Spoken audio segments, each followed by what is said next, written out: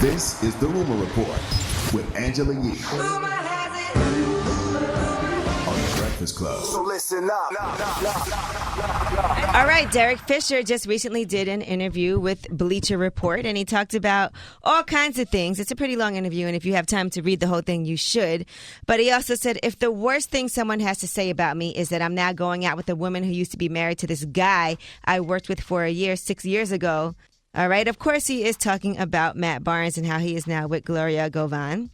Now, Matt Barnes responded. He said, listen, man, I got some extra time right now since I'm on a flight. Let's put this to bed once and for all. Right hand to God. I left G July 2014, talking about Gloria. Then I divorced her January 1st, 2015. So this rat didn't steal anything. She was single and free to do her. Fast forward to October, I got a call from one of my sons that this clown was at my house. So I went to check the situation out. After he caught the first right hand and hit the sliding glass door, people grabbed me and he ran through the house screaming, begging, and pleading to talk. That night, unfortunately, I didn't have time to talk. I had a lady friend at my condo in the marina waiting on me. Listen, so he goes on to talk about how Derek Fisher filed a restraining order. He said, I did what any real man would do. He said, if a former friend teammate was at the house he pays for and didn't know about it. So if we're going to talk about the situation, let's at least be honest. No need to talk tough or act like a G now. All I know is Derek Fisher better marry that woman since he almost died for that poom poom. But damn, ain't all of them a little too old to be beefing over a chick? Or just don't that whole triangle don't seem a little too old to be beefing about? A little old. All of them over 40. Well, not Matt Barnes. I don't think Matt Barnes over 40. Yet close to it. It's close. But come on.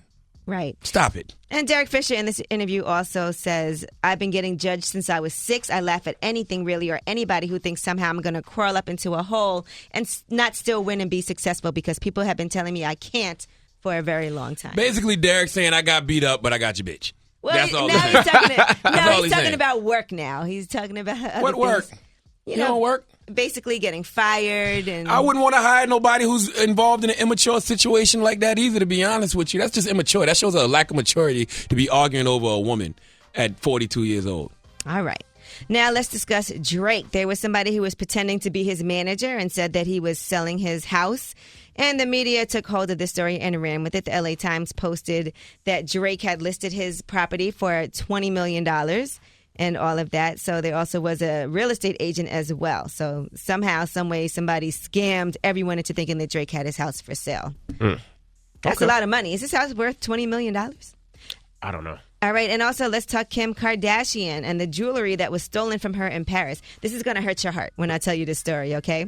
Now, they're talking about this stuff that was stolen from her. They said some of the jewelry, which was valued at $1.6 million, those pieces, that stuff was melted down. And they actually got between $26,000 and $30,000 for that. So imagine the jewelry is really worth $1.6 million, but after it's melted down, it's only worth between $26,000 and $30,000.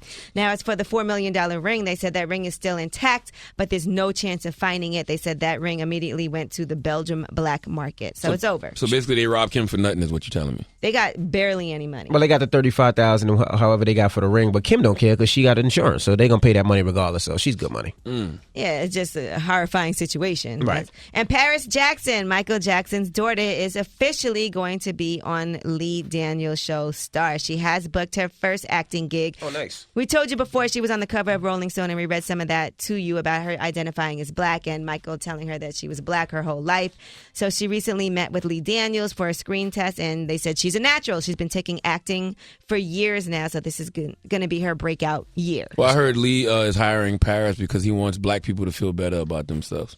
He's already got a white woman on the show to make white people feel better about themselves. So now he hired a white black woman to make black people feel better about themselves. The Breakfast Club.